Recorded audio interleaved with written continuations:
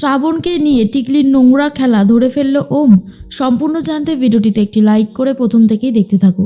গল্পের শুরুতেই দেখা যায় যে শ্রাবণ মেন্টারকে দেখে তো অবাক হয়ে যায় আর বলতে থাকে শেষ পর্যন্ত অভি হলো আমার মেন্টার। হে ভগবান, আমি কোন দোটানার মধ্যে পড়লাম? যাকে সহ্য করতে পারি না সেই এখন আমার মেন্টার হয়ে গেল।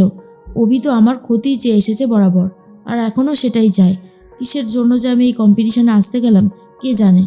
এর মধ্যেই তখনই অভি খুব সুন্দর একটা গান করতে থাকে, যেই গানটা শুনে সবারই খুব ভালো লাগে। গান শেষ হতেই বসেছে শ্রাবণের পাশে।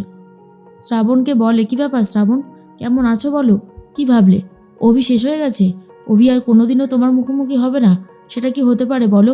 অভি তোমাকে ভালোবাসে আর কোনো দিন তোমার কাছ থেকে দূরে যাবে না, বুঝতে পারলে? শ্রাবণ বলে, ভুল করছো তুমি। তুমি হয়তো জানো না যে আমি বিবাহিত আর আমার সাথে ঘোষ বাড়ি ওতপ্রোতভাবে জড়িয়ে রয়েছে। আমি যদি মিস্টার ঘোষকে তোমার কাণ্ড কারখানার কথা বলি, বুঝতে পারছো তো কী হবে? তখনই অভি বলে, কি আর হবে? দেখো, ওম কী করবে সেটা তো আমি জানি না। আমি হলাম এই শোয়ের মেন্টার, তোমাকে গাইড করার অধিকার আমার আছে। তখনই শ্রাবণ বলে, অভি মুখ সামলে কথা বলো। আমি এক্ষুনি এই অংশ এখান থেকে আমি আমার নাম কাটিয়ে নেব। আমি আর এখানে গান গাইবো না। এই সমস্ত জায়গাতে যেখানে তুমি আছো সেখানে এই শ্রাবণ কোনোভাবেই থাকবে না। কথাটা শোনার পরেই তখনই অভি বলে, আরে দাঁড়াও দাঁড়াও, তোমার টাকাটা দরকার নেই। তুমি তো ভালো গান গাও, তুমি নিজেও জানো যে তুমি কতটা ভালো গান গাও। তোমারও কি টাকাটা একদমই দরকার নেই? আমি যতদূর শুনেছি তোমার এখন টাকাটার খুব দরকার। তোমার দিদি আর দিদির মেয়েদের জন্য তুমি আলাদা করে সব কিছু করে দেবে বলে ঠিক করেছো। তাহলে এখন কেন এখান থেকে সরে যেতে চাইছো? তুমি তো জানো এখান থেকে সরে গেলে তুমি অনেক কিছুই পাবে না। তারপরেও জেনে শুনে এইভাবে সরে যাবে, এটা কি করে সম্ভব? আর অন্যদিকে তখনই টিকলি তো কায়দা করে মৃত্তিকার কথা শুনে নিজে শ্রাবণের হাতের লেখা নকল করে মল্লারের জন্য একটা চিঠি লিখেছে। যে চিঠিটার ব্যাপারে কিছুই জানতো না ওম, কিন্তু ওমকে জানানোর জন্য চেষ্টা করতে থাকে টিকলি। আর ওম তখন বলে, হাতে কি রয়েছে ওটা? টিকলি তখন বলে, ও কিছু না, ওটা কিছুই না। তখনই ওম বলে, যেটা জিজ্ঞেস করলাম তার উত্তরটা দাও টিকলি, এটা কি রয়েছে তোমার হাতে? আর টিকলি তখন বলে, এটা আসলে শ্রাবণ আমাকে বলেছিল মল্লার বাবুকে এই চিঠিটা দিয়ে আসতে, তাই জন্যই আমি যাচ্ছিলাম আর কি।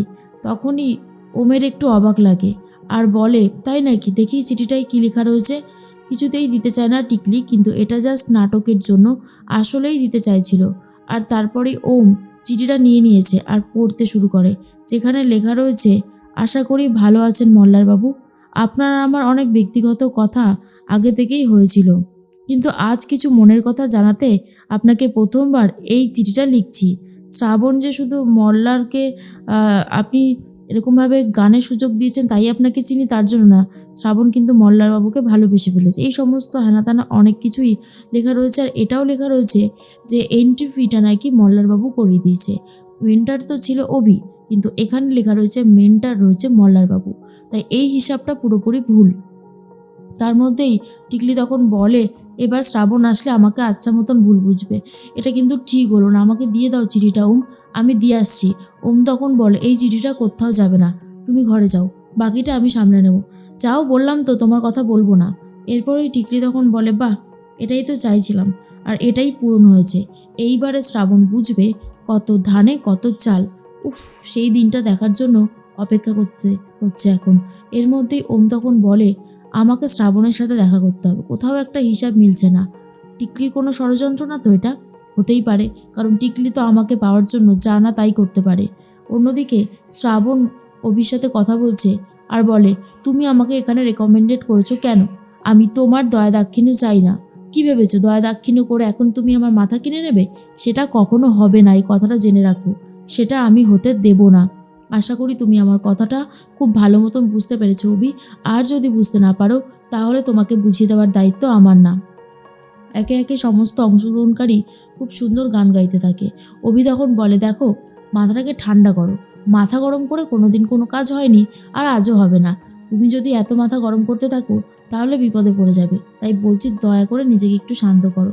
দেখো, এই যে এখানে যে হয়েছে সব কিছু অনুষ্ঠানটা, সেটা সব তোমার ট্যালেন্টের জন্য হয়েছে শ্রাবণ। যে তুমি ডেট মিস করতেই পারো, কিন্তু তুমি ট্যালেন্ট আছে বলেই তুমি অডিশনে চান্স পেয়ে গেছো, মনে রেখো এটা। তুমি এখন ফাইনালে যাবে, গিয়ে পুরোপুরি গানটা গাইবে আর তারপর ফার্স্ট প্রাইজটা তুমিই পাবে, আমি জানি। আর এর মধ্যে ওম চলে এসেছে যেখানে সমস্ত কিছু হচ্ছে সেখানে। আর তখন বডিগার্ডরা আটকে দেয় আর বলে, কি ব্যাপার, কোথায় যাবেন আপনি? ওম তখন বলে, আমার স্ত্রী শ্রাবণ ঘোষ এখানে গান গাইছে, আমি ওর সাথে দেখা করতে চাই, কিছু এমার্জেন্সি কথা আছে।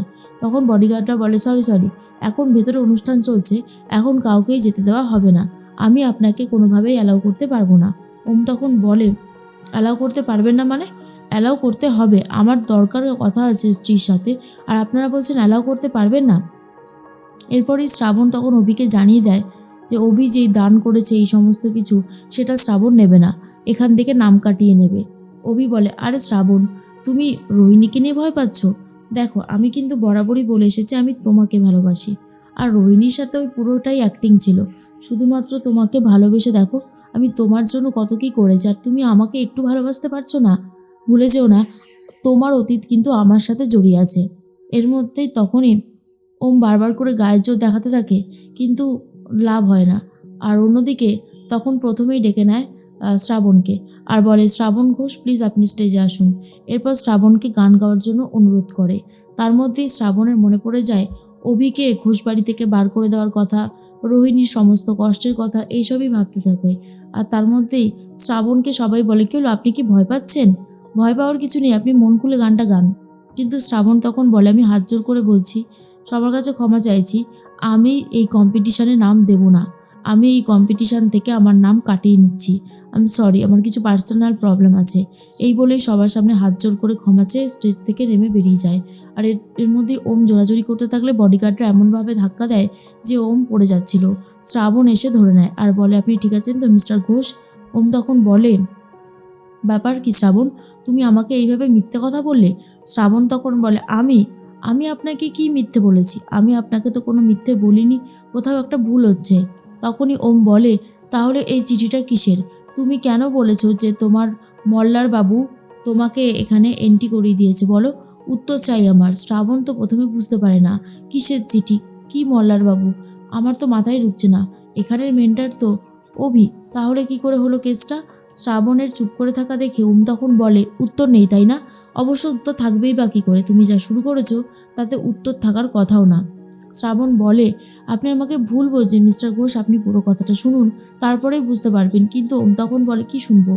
না, তুমি আমাকে কি শুনতে বলছো? আমি কিছু শুনতে পারবো না, বরং তুমি একটা কথা শুনে রাখো, তোমাকে এত ভালোবাসা দিয়েছি, এত বিশ্বাস করেছি, সেসবের তুমি যোগ্যই নও। এরপর চিঠিটা দেখালে শ্রাবণ বলে দেয়, এই চিঠিটা তার হাতের লেখা নয়, এটা অন্য কেউ করেছে, কপি করেছে। তখনই ওমের মাথায় আসে, টিকলি ছাড়া এই কাজটা আর কেউ করতেই পারে না।